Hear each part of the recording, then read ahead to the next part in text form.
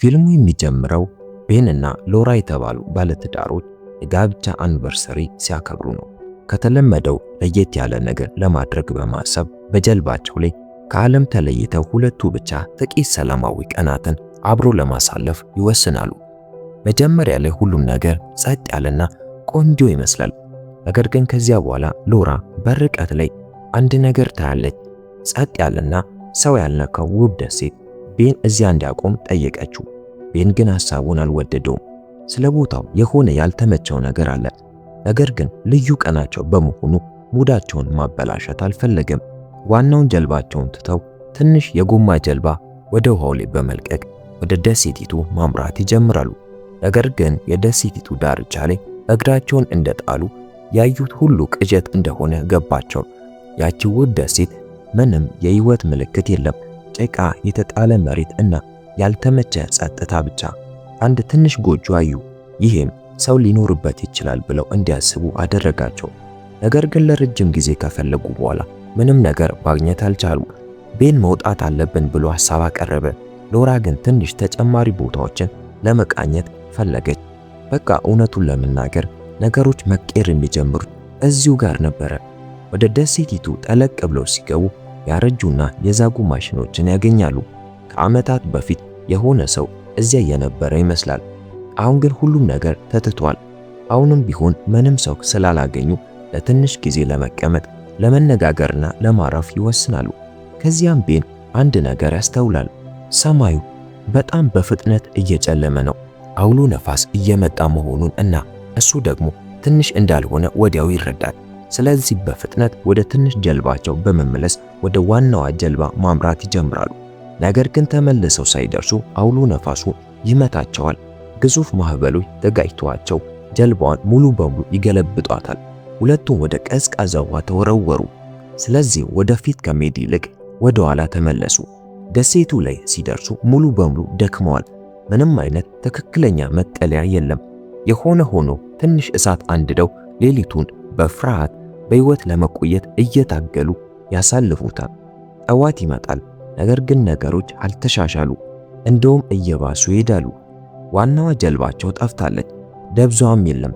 ሎራ ወዲያውኑ ቤንን ጠየቀችው። ምናልባት መልህቁን በትክክል አላሰረውም ይሆናል።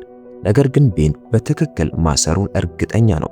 በሆነ ቦታ እናያት ይሆናል በማለት ወደ ደሴቲቱ ከፍተኛ ቦታ ላይ ይወጣሉ። ነገር ግን ምንም ያህል ርቀት ቢመለከቱ ምንም ነገር የለም። በመጨረሻም እውነታው የሚገባቸው ያኔ ነበረ።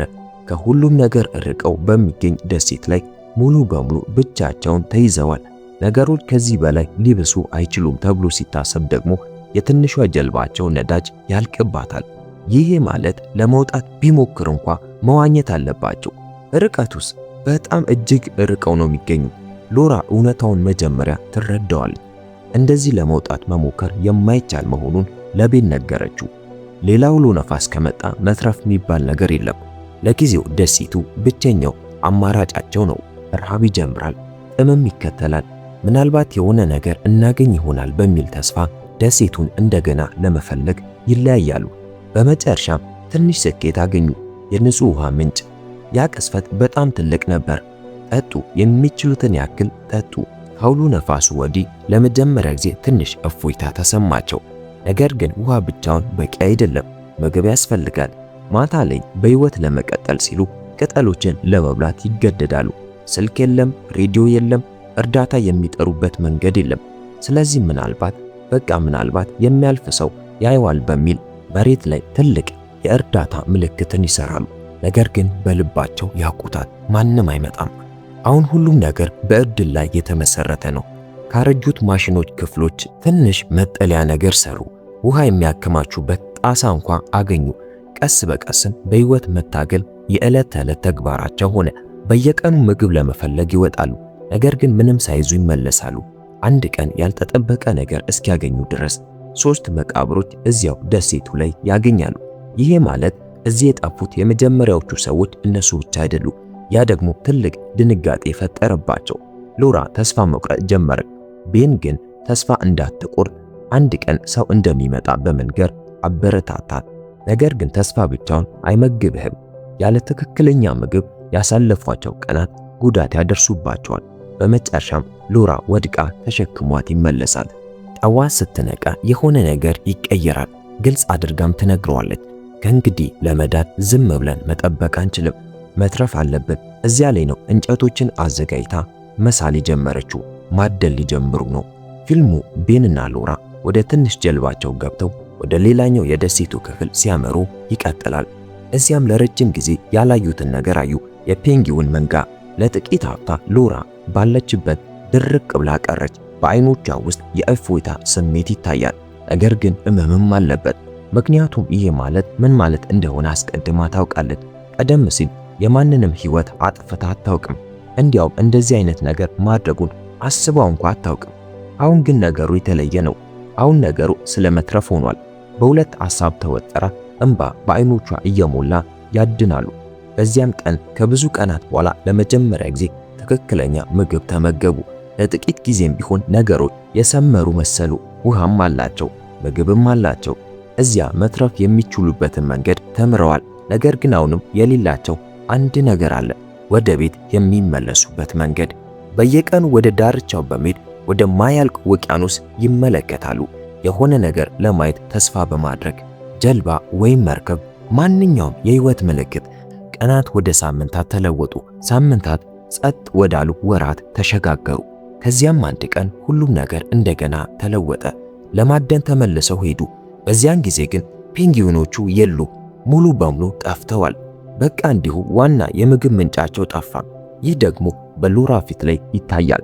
ይህ ተስፋ መቁረጥ ብቻ አይደለም፣ ይህ መሰበርም ነው። ለቤን ከዚህ መውጣት እንዳለባቸው ትነግረዋለች። ትንሿን ጀልባ ይዘው በውቅያኖስ ላይ እድላቸውን መሞከር አለባቸው። ምናልባት አንድ ሰው ሊያያቸው ይችላል። ቤን ግን ሐሳቡን ወዲያውኑ ውድቅ አደረገው። ምንም አቅጣጫ የለም፣ ምንም ካርታ፣ የመትረፍ ምንም ዋስትና የለም። እዚህ እኮ ቢያንስ ውሃ አላቸው። ሎራ ግን ትሞግተዋለች።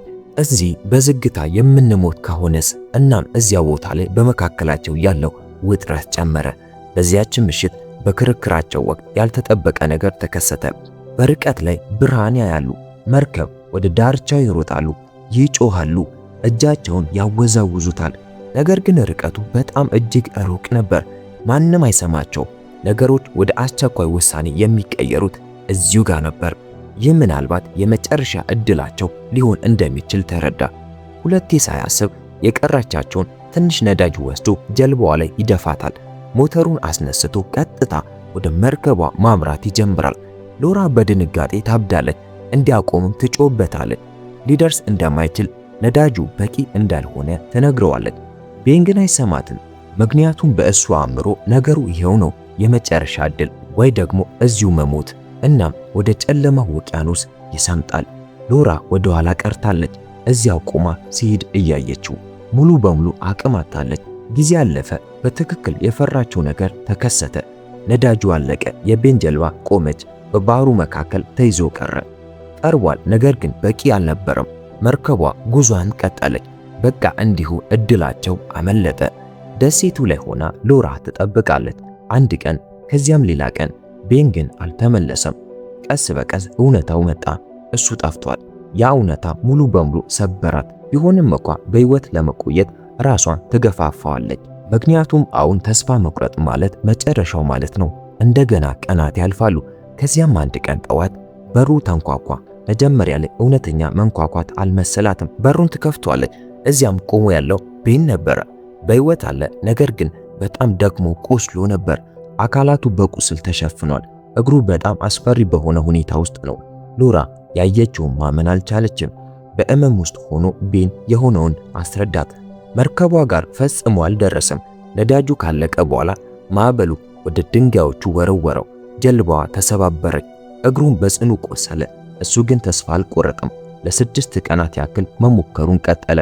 እየተሳበ እየታገለ መጣ። አሁን ግን በአስጊ ሁኔታ ውስጥ ነው። እግሩ አሁንም ይደማል። ያለምንም ትክክለኛ የሕክምና እርዳታ ሎራ አንድ ነገር ለማድረግ ወሰነች። ስለዚህ ያላሰበችውን ነገር ታደርጋለች። ቁስሉን ራሷ ሰፋችው። እመሙን ሊቋቋሙት የማይችሉት ነው። ቤን ወዲያውኑ ራሱን ስቶ ወደቀ። በዚያ ቅጽበት ሁሉም ነገር እንደገና ተለወጠ። አሁን ሕይወቱ በእሷ እጅ ውስጥ ነው። እሷ ግን አትሰበርም። ከቀን ወደ ቀን ትንከባከበዋለች። ምግብ ትፈልጋለች፣ ውሃ ታመጣለች፣ በህይወት ታቆየዋለች። እሱ ደግሞ ቀስ በቀስ በጣም በዝግታ ቢሆንም ማገገም ይጀምራል። ጊዜ አለፈ።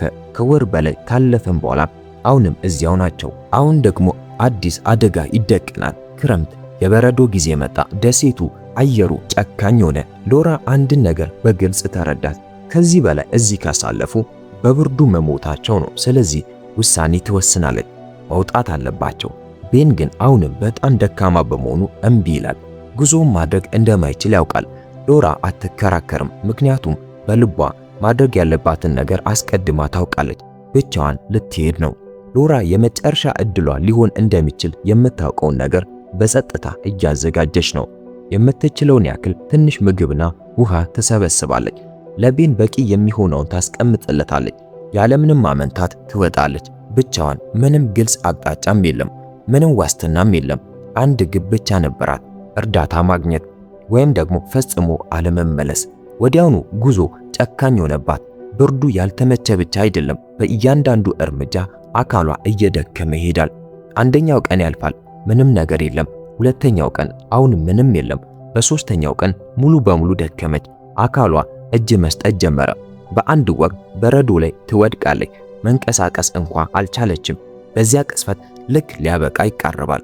ነገር ግን ከዚያ በኋላ አንድ ሐሳብ ይመጣላታል። እዚህ ብሞት ቤንም ይሞታል። ያ ሐሳብ ይመልሳታል። በቀራት ትንሽ ጉልበት ራሷን አስገድዳ ትነሳለች። እናም ጉዞዋን ትቀጥላለች። በመጨረሻም በርቀት ላይ አንድ ነገር አየች። አንድ ትንሽ ቀይ ሕንፃ። መጀመሪያ ላይ እውነተኛ እንኳ አይመስልም። ነገር ግን እየቀረበች ስትሄድ ግልጽ ይሆንላታል። የምርምር ጣቢያ ነበረ። ያላትን የመጨረሻ ጉልበት ተጠቅማ ወደ ውስጥ ትሮጣለች። ቦታው ግን ባዶ ነው። ሰው የለም፣ ጸጥታ ብቻ። ለሰከንድ ያክል ሌላ ጨካኝ ቀልድ ይመስላል። ነገር ግን ዙሪያውን ትመለከታለች። ምግብ፣ ሞቅ ያሉ ልብሶች፣ አልጋዎች፣ ብርድ ልብሶች፣ ማሞቂያ። ሲመኙት የነበረው ነገር በሙሉ እዚሁ እጃቸው ላይ። አሁንም ማመን አልቻለችም። ከቀናት በኋላ ለመጀመሪያ ጊዜ በትክክል ተመገበች። አካሏን አሞቀች። እንደገና በግልጽ ማሰብ የሚያስችላትን ያክል ጉልበት አገኘች። ቦታውን ስትፈልግ የበለጠ አስፈላጊ የሆነ ሌላ ነገር ታገኛለች። የበረዶ መንሸራተቻ ተሽከርካሪ እና ካርታ። አለቀ። ለመውጣት መንገዳቸው ይኸው ነው። አንዲት ሰከንድ እንኳ ሳታባክን ስንቅ ትሰበስባለች፣ ትጭናለች። እናም ቤንን ለማዳን ወዲያውኑ ወደ ኋላ ትመለሳለች። የመልሱ ጉዞም እንዲሁ ከባድ ነበር። አሁን ግን ግብ አላት። ደሴቱ ላይ ስትደርስ ቀኑ አሽቆልቅሎ ምሽት ነበረ። እዚያ ላይ ነው እንደገና ሁሉም ነገር ተደርምሶ የሚጠብቃት። መጠለያቸው የለም፣ ሙሉ በሙሉ ተደምስሷል። ጨካኝ አውሎ ነፋስ በታትኖታል። ለጥቂት አፍታ ልቧ መምታት ያቆማል። በድንጋጤ ዙሪያዋን ትፈልጋለች። የቤን ምንም ምልክት የለም። እጅግ አስፈሪው ሐሳብ ወዲያው ወደ አእምሮዋ ይመጣል። አልተረፈም። እሷ ግን ለመቀበል ፈቃደኛ አይደለችም። መቆፈር ትጀምራለች። ከተሰባበሩት ፍርስራሾች መካከል ትፈልገዋለች። በስሙ እየጠራች ትጮዋለች። ከዚያም ታገኘዋለች። ከፍርስራሹ ስር ተቀብሯል። አካሉ እንደ በረዶ ቀዝቅዟል። ምንም መልስ የለም። ምንም እንቅስቃሴ የለም። ሎራ ሁለቴ አላሰበችም። ባላት አቅም ሁሉ ስባ ታወጣዋለች። በረዶ መንሸራተቻው ላይ ታስቀምጠዋለች። እናም በፍጥነት ወደ ምርምር ጣቢያው ትመራዋለች። አሁን እያንዳንዷ ሰከንድ ወሳኝ ናት። እርጥብ ልብሶቹን ታወልቅለታለች። ማሞቂያውን ታበራዋለች። በሞቁ ልብሶች ትጠቀልለውና ከዚያም ትጠብቃለች። ሰከንዶች እንደ ደቂቃ ይረዝማሉ። ደቂቃዎች ደግሞ እንደ ዘላለም ሆኑባት። ቀስ በቀስ ግን አካሉ ምላሽ መስጠት ጀመረ። ከዚያም አይኖቹን ይከፍታል። ቤን ግራ በመጋባት ዙሪያውን ይመለከታል። ሞቅታው፣ ምግቡ፣ ሁሉም ነገር መጠለያው እውነተኛ አይመስልም። ሊያምነው እንደማይችለው እልም ይሆንበታል። ሎራ ግን ታቅፏለች። ይሄ እውነተኛ መሆኑን አረጋገጠችለት። ከረጅም ጊዜ በኋላ ለመጀመሪያ ጊዜ ደህና ቦታ ላይ ናቸው። በመጨረሻም ከራሳቸው በላይ ጣሪያ አለ። ትክክለኛ ምግብ፣ ሙቀት፣ በህይወት ለመቆየት ብቻ በእያንዳንዷ ሰከንድ መታገል የማይጠበቅባቸው ቦታ። ይስቃሉ፣ ይጨፍራሉ። ሁሉም ነገር ፍጹም ስለሆነ አይደለም፣ ነገር ግን አስቸጋሪውን ጊዜ አልፈው ስለተሻገሩ ነበረ። ጥቂት ሰላማዊ ቀናት አሳለፉ። ከዚያም ሲጠብቁት የነበረው ቅጽበት በመጨረሻ መጣ። መርከብ። በዚህ ጊዜ ግን አልፋቸው አልሄደችም። ወደ ጣቢያው ይመጣል። የሳይንቲስቶች ቡድን ነበረ። በቃ እንዲሁ ሁሉም ነገር አበቃ። ዳኑ። ፊልሙ በዚያ ስሜት ይዘጋል። ነገሮች ምንም ያክል የማይቻሉ ቢመስሉ ተስፋ እስካልቆረጥክ ድረስ ሁልጊዜም ቢሆን ተመልሶ መውጫ መንገድ አለ። ታሪኩን ከወደዳችሁት ላይክ አድርጉ። ሰብስክራይብ በማድረግ በአዲስ ፊልም እንገናኝ።